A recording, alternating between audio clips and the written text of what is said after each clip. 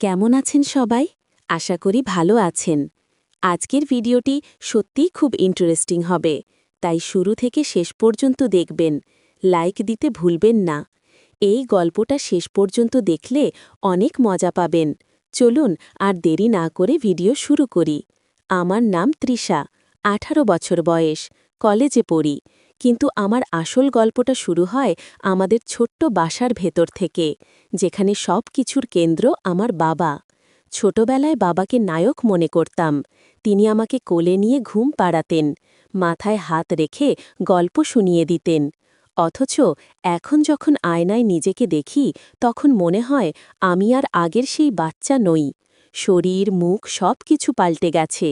আর বাবার চোখে মাঝে মাঝে সেই পরিবর্তন ধরা পড়ে।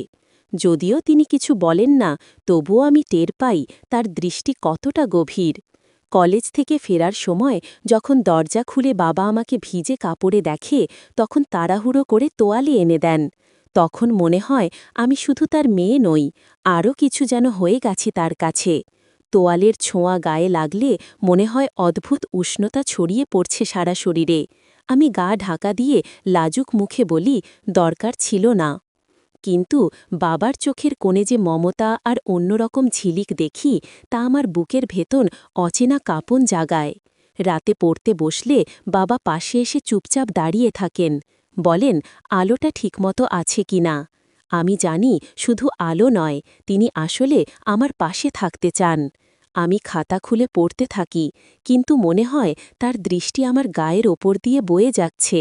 আমি অস্থির হয়ে পড়ি, অথচ কিছু বলি না, শুধু শ্বাস একটু ভারী হয়ে আসে। একদিন আমি অসুস্থ হয়ে জ্বরে কাবু হয়ে শুয়ে আছি। মা তখন বাইরে। বাবা আমার পাশে বসে কপালে ভেজা কাপড় চেপে দিচ্ছেন। আমি আধোজ্বরে চোখ খুলে দেখি বাবার মুখটা কতটা চিন্তায় ভরা। তার আঙ্গুলের ছোঁয়া আমার গালে গড়িয়ে যায়। সেই স্পর্শে জ্বর কমে না, বরং শরীর অন্য রকম উষ্ণতায় ভরে ওঠে। আমি ঘুমের ভান করি, যেন কিচ্ছু বুঝিনি, অথচ ভেতরে ভেতরে বুঝি বাবার হাত সরলেও তার রেখা থেকে যায়। সন্ধ্যায় বারান্দায় দাঁড়িয়ে আমি বাতাস নেই। বাবা পেছনে এসে দাঁড়ান, বলেন বেশি রাতে বাইরে দাঁড়ানো ভালো নয়। আমি জিজ্ঞেস করি কেন? তিনি উত্তর দেন শুধু এটাই যে ঠান্ডা লাগবে। কিন্তু আমি টের পাই তার কণ্ঠে অন্য রকম কম্পন, যেন তিনি আমায় আড়াল করতে চান সবার চোখ থেকে, যেন আমি তার একান্ত। মাঝে মাঝে মনে হয় আমি বাবাকে নিয়ে যা ভাবি তা বলা যাবে না, সমাজ হয়তো মেনে নেবে না।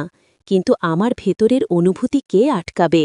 আমি তার ছায়ায় নিজেকে খুঁজে পাই, তার সান্নিধ্যে বুক ধকধক করে। রাতের নিস্তব্ধতায় যখন তার পদশব্দ শোনা যায়, তখন আমি চুপচাপ শুয়ে থেকেও পুরো শরীর কেঁপে ওঠে। আমি বুঝতে পারি এই টান শুধু বাবার মেয়ে হওয়ার নয়, এর ভেতরে এমন কিছু আছে যেটা আমি উচ্চারণ করতে ভয় পাই। তবুও প্রতিদিন সেই আবেশে আমি ডুবে যাই, নিজেকে আটকাতে পারি না। আর বাবার চোখের ভেতরেও যেন আমি একই রকম কিছু খুঁজে পাই, যেটা আমরা দুজনেই ভাষায় বলি না, কিন্তু নীরবে অনুভব করি। সেই রাতে আমি বিছানায় শুয়েছিলাম, অথচ ঘুম আসছিল না। বারবার মনে হচ্ছিল বাবার চোখের দৃষ্টি যেন আমার বুকের ভেতর গেঁথে আছে। আমি চাদর মুড়িয়ে শুয়ে থেকেও শুনতে পাচ্ছিলাম বাবার ঘরে আলো নিভল কি নিভল না, তার পদশব্দ করিডর দিয়ে ভেসে এলে আমার বুক কেঁপে উঠছিল। হঠাৎ করেই মনে হচ্ছিল দরজা খুলে যদি তিনি আমার ঘরে ঢুকে পড়েন, তবে আমি কি বলবো? আমি কি অভিনয় করব, ঘুমিয়ে আছি, নাকি চোখ মেলে তাকাবো? এই দ্বিধা আমাকে আরও অস্থির করে তুলল। আমি অচেতনভাবে বালিশ আঁকড়ে ধরলাম, আর কল্পনা করতে লাগলাম তার উপস্থিতি ঠিক পাশে। নিঃশ্বাস গায়ে লাগছে, অথচ সত্যিই তিনি আসেননি। শুধু কল্পনার মধ্যে আমি বন্দী হয়েছিলাম।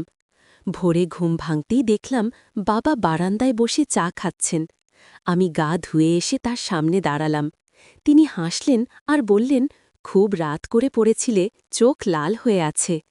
আমি কিছু বলতে পারিনি, শুধু চুপ করে মাথা নুয়ে দাঁড়িয়েছিলাম। তখন তিনি আলতো করে আমার গাল ছুঁয়ে বললেন, সাবধানে থেকো। আমি জানি সেই ছোঁয়া ছিল যত্নের। আমি আর কিছু বলিনি, শুধু মনে মনে লুকিয়ে রাখলাম। দিনগুলো একে একে কেটে যাচ্ছিল। আমি বাবাকে এড়িয়ে যেতে পারছিলাম না, বরং তার পাশে থাকতে অকারণ অজুহাত খুঁজতাম। রান্নাঘরে মাকে সাহায্য করার ভান করে বাবার সাথে কথোপকথন বাড়িয়ে দিতাম। কখনো আবার পড়ার টেবিলে গিয়ে বসতাম যাতে বাবা এসে খাতা দেখতে পারেন। অথচ ভিতরে ভিতরে আমি চাচ্ছিলাম তার চোখ আমার দিকে থাকুক, তার শ্বাস আমি অনুভব করি। একদিন বিকেলে ঝড় উঠেছিল। মা তখন বাজারে, আমি আর বাবা ঘরে একা। জানালায় ঝাপটা মারছিল বাতাস। হঠাৎ বিদ্যুৎ চলে গেল। আমি ভয় পেয়ে বাবার কাছে গিয়ে দাঁড়ালাম। উনি হাসলেন, বললেন, ভয় পেও না, আমি আছি। তারপর আমার কাঁধে হাত রাখলেন। সেই মুহূর্তে মনে হচ্ছিল পৃথিবীর সব ভয় দূর হয়ে গেল। আমি আলতো করে বাবার দিকে তাকালাম। অন্ধকারে শুধু তার চোখ ঝলসে উঠছিল, যেন আমাকে পুরোপুরি ভেদ করে দেখছে। আমি ঠোঁট চেপে কিছু বলতে চাইলাম, কিন্তু পারলাম না, শুধু চুপচাপ দাঁড়িয়ে রইলাম। তখন তিনি আমার কপালে চুমু খেলেন। আমি ভয়ে নাই, বরং শান্তি অনুভব করলাম। আমি মাথা নামিয়ে রাখলাম, কিন্তু সেই ছোঁয়ার রেশ আমাকে গভীরভাবে নাড়া দিল। ঝড় থেমে গেলে আলো ফিরে এলো, মা ফিরল, সব কিছু আবার স্বাভাবিক হয়ে গেল। কিন্তু আমার ভেতরে আর কিছুই আগের মতো ছিল না। আমি যেন নতুন এক উপলব্ধির দিকে পা বাড়িয়ে ফেলেছি, যেখানে আমি আর বাবা দুজনেই কিছু না বলে সব কিছু বুঝে নিচ্ছি।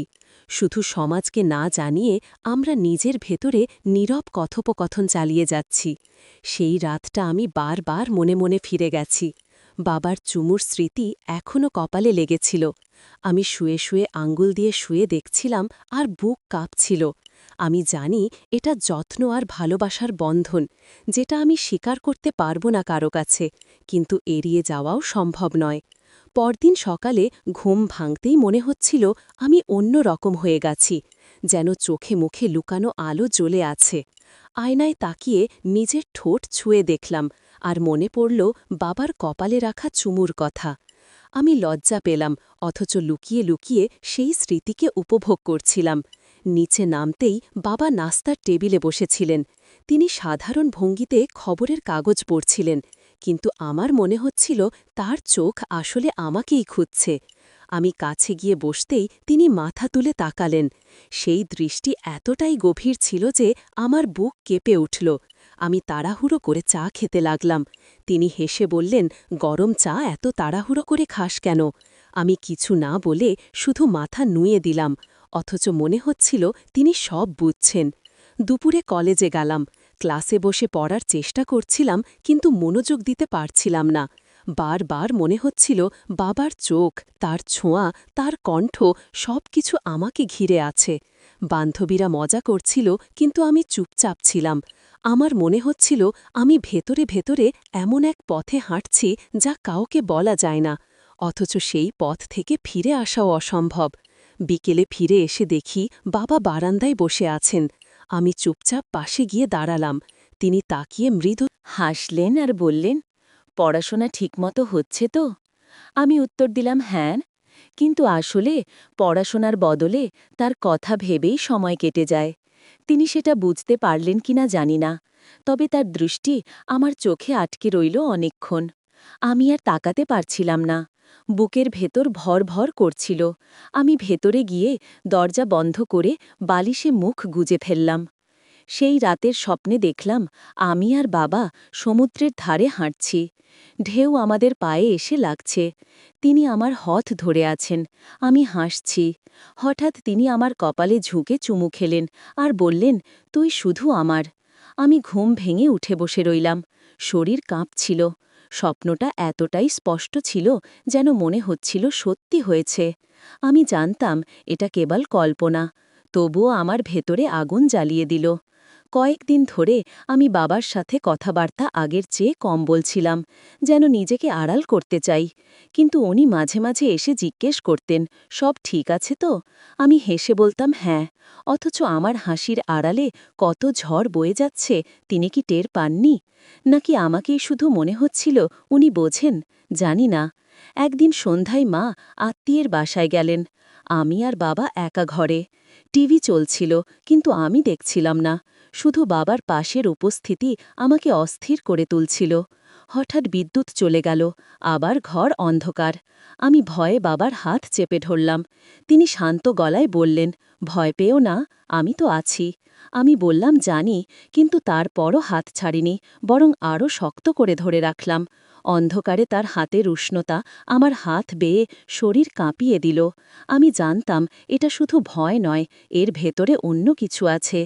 তিনি কিছু বললেন না, শুধু হাত ধরে রাখলেন। তারপর বিদ্যুৎ ফিরে এলে আমরা চুপচাপ হয়ে গেলাম, যেন কিছু হয়নি। অথচ আমি জানতাম সেই মুহূর্ত আর সাধারণ ছিল না। এরপর থেকে আমি বাবার কাছে আরও বেশি আকৃষ্ট হয়ে পড়লাম, যদিও বাইরে থেকে স্বাভাবিক থাকার চেষ্টা করতাম। কলেজে গেলে শহরপাঠীরা প্রেম নিয়ে কথা বলতো, কারো বয়ফ্রেন্ডের গল্প শুনতাম, হাসতামও কখনো কখনো। কিন্তু ভেতরে ভেতরে জানতাম আমার হৃদয় জায়গা শুধু বাবার জন্য। আমি কারো সাথে তুলনা করতে পারতাম না তাকে। রাতে পড়তে বসলে জানালা দিয়ে আসা হাওয়ায় মনে হতো বাবার গায়ের গন্ধ ভেসে আসছে। বুক ধড়ফড় করত। মাঝে মাঝে কলম নামিয়ে শুধু তার কথা ভাবতাম। এই অনুভূতিগুলো আমাকে ভরিয়ে তুলছিল, কিন্তু কাউকে বলার উপায় ছিল না। আমি জানতাম বাবাও নীরবে কিছু টের পাচ্ছেন, কারণ তার চোখে সেই একই রকম নীরব ইঙ্গিত ছিল। একদিন মা হঠাৎ গ্রামে চলে গেলেন কয়েকদিনের জন্য। তখন বাসায় শুধু আমি আর বাবা। প্রথম দিনটাতে একটা অদ্ভুত উত্তেজনা আমাকে গ্রাস করল। মনে হচ্ছিল পুরো পৃথিবী ফাঁকা, শুধু আমরা দুজন। আমি বারবার রান্নাঘরে যেতাম বাবার জন্য চা নিয়ে আসার অজুহাতে। তিনি হাসতেন আর বলতেন, আজকে তুমি খুব যত্ন নিচ্ছ। আমি বলতাম হ্যাঁ, কিন্তু আসল কারণ অন্য। আমি চাইছিলাম বারবার তার চোখে চোখ রাখতে, তার গলায় কণ্ঠ শুনতে। রাতে খাওয়ার পর আমি পড়ার ভান করছিলাম, কিন্তু মনোযোগ ছিল না। বাবা পাশে এসে বসে বললেন, ক্লান্ত লাগছে? আমি না চাইতেই মাথা তার কাঁধে ঠেকিয়ে দিলাম। তিনি কিছু বললেন না, শুধু আমার মাথায় হাত রাখলে। সেই মুহূর্তে মনে হচ্ছিল আমি পৃথিবীর সবচেয়ে নিরাপদ আশ্রয়ে আছি, অথচ সেই নিরাপত্তার ভেতর অদ্ভুত কাঁপনও ছিল। বুক দোলা দিচ্ছিল, চোখ বন্ধ হয়ে আসছিল, সময় যেন থেমে গিয়েছিল। হঠাৎ করে তিনি বললেন, তুই অনেক বড় হয়ে গেছিস। আমি চমকে তাকালাম। তার চোখে এমন দৃষ্টি ছিল যা আমাকে বাকরুদ্ধ করে দিল। আমি উত্তর দিতে পারিনি, শুধু শ্বাস ভারী হয়ে উঠল। তার হাত চুলের ভেতর দিয়ে নামতে নামতে আমার কাঁধে এসে থামল। আমি আর চোখ সরাতে পারছিলাম না।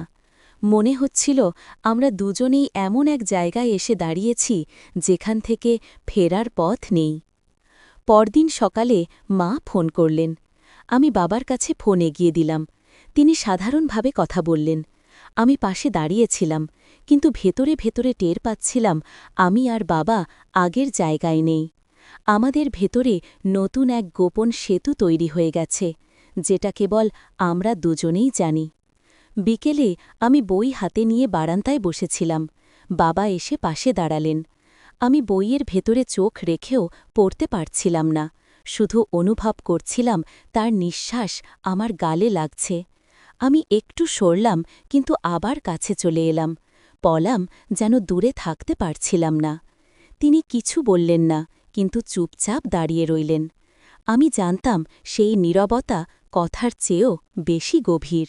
দিনগুলো এগিয়ে যাচ্ছিল, আর আমি বুঝতে পারছিলাম বাবার সাথে আমার নীরব টান আরও ঘনীভূত হচ্ছে। কলেজে গিয়ে বই খুললেও মাথার ভেতর ঘুরত বাবার মুখ, তার কণ্ঠ, তার যত্ন। আমি বান্ধবীদের সাথে গল্প করতাম, কিন্তু হাসির আড়ালেই বুকের ভেতরে লুকিয়ে থাকত কেবল তার নাম। একদিন ক্লাস শেষে বাড়ি ফিরতে দেরি হয়ে গেল।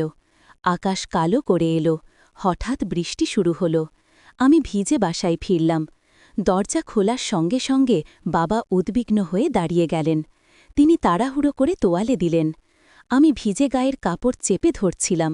বাবা বললেন, তাড়াতাড়ি শুকিয়ে নাও, ঠান্ডা লাগবে। আমি চুপচাপ দাঁড়িয়ে তার দিকে তাকিয়ে রইলাম। চোখে এমন কিছু ছিল যা কথায় বলা যায় না। তিনি আমাকে ঘরে পাঠালেন, কিন্তু আমি মনে মনে ভাবছিলাম কেন তার যত্ন এত অন্যরকম লাগে। রাতে খাওয়ার সময় মা পাশে ছিলেন না। আমরা দুজন একসাথে খেতে বসেছিলাম। আমি হাতের ভাত নেড়ে চুপচাপ বসেছিলাম। বাবা হেসে বললেন, আজ এত চুপচাপ কেন? আমি বললাম, কিছু না। কিন্তু আসলে আমার ভেতরে চলছিল এক অদ্ভুত কাঁপন। তার চোখ আমার মুখে আটকে ছিল। আমি শ্বাস নিতে কষ্ট পাচ্ছিলাম, অথচ কোনো ভাগেই সেই মুহূর্ত থেকে পালাতে চাইছিলাম না। খাওয়া শেষে আমি বই হাতে নিলাম। বাবা পাশ থেকে বললেন, বেশি চাপ নিও না, চোখ লাল হয়ে যাচ্ছে। আমি বললাম, ঠিক আছে, কিন্তু বইয়ের অক্ষরগুলো তখন ঝাপসা হয়ে যাচ্ছিল। মাথার ভেতর শুধু তার কণ্ঠ প্রতিধ্বনি হচ্ছিল। হঠাৎ তিনি আমার পাশে এসে দাঁড়ালেন। তার ছায়া বইয়ের ওপর পড়ল। আমি মাথা তুলে তাকালাম। চোখে চোখ পড়তেই চারপাশ যেন থেমে গেল। আমি কিছু বলতে পারলাম না। তিনি নিঃশব্দে আমার খাতা উল্টে দিলেন। তারপর আলতো করে আমার মাথায় হাত রাখলেন। আমি চোখ বন্ধ করলাম। বুক কেঁপে উঠল। মনে হচ্ছিল সেই স্পর্শ আমাকে ভেতর থেকে ভরে তুলছে। পরদিন সকালে আমি ইচ্ছে করে রান্নাঘরে বাবার জন্য চা বানাতে গেলাম। কাপ হাতে নিয়ে তার কাছে গেলাম। তিনি হাসলেন আর বললেন, আজকে তো খুব যত্ন নিচ্ছ। আমি ঠোঁট কামড়ে হাসলাম, কিন্তু আসল কথা বলতে পারিনি, যে আমি শুধু তার কাছেই থাকতে চাই, অন্য কারোর কাছে নয়। শুধু তার চোখে ডুবে থাকতে চাই, তার ছায়ায় লুকিয়ে থাকতে চাই। সন্ধ্যায় আমরা বারান্দায় বসেছিলাম। হাওয়ায় চুল এলোমেলো হচ্ছিল। বাবা আলতো করে চুল সরিয়ে দিলেন। আমি চোখ নামিয়ে ফেললাম। তার আঙুলের ছোঁয়া গালে রয়ে গেল অনেকক্ষণ। আমি জানতাম এটা শুধুই যত্ন নয়, এর ভেতরে আরও কিছু আছে, যা আমরা কেউ উচ্চারণ করছি না, তবু প্রতিটি মুহূর্তে তা আমাদের চারপাশে ছড়িয়ে আছে। শেষ কয়েক সপ্তাহে আমি অনুভব করছিলাম যে আমার এবং বাবার মধ্যে সম্পর্ক বদলে গেছে। প্রতিটি দিনের শুরুতেই তার দিকে তাকানো, আর প্রতিটি রাতের শেষের আগে তার কথা ভাবতে ভাবতেই সময় কেটে যাচ্ছে। কলেজ থেকে ফিরে আমি দরজা খোলার সঙ্গে সঙ্গে জানতাম বাবার দৃষ্টি আমার দিকে থাকবে। তিনি হেসে আমাকে স্বাগত জানাবেন। সেই হাসিতে সব ক্লান্তি দূর হয়ে যাবে। আমি জানি এটি শুধু মায়া নয়, এক গভীর অনুভূতি যা আমি ভেতরে ভেতরে স্বীকার করেছি। রাতের অন্ধকারে যখন শুয়ে থাকি, তখনও আমি তার কণ্ঠের মৃদু কম্পন, স্নেহের ছায়াকে কল্পনা করি। কখনো স্বপ্নে দেখিও আমি তার হাত ধরে হেঁটে যাচ্ছি, আর সমুদ্রের ঢেউ আমাদের পায়ে এসে লাগছে। আমি ঘুম ভাঙার পরে বুক ধরফর অনুভব করি, মন ধীরে ধীরে শান্ত হয়, কিন্তু মনে হয় এখনও তিনি পাশে আছেন। একদিন মা বাসায় ছিলেন না। আমি রান্নাঘরে গিয়ে চা বানালাম।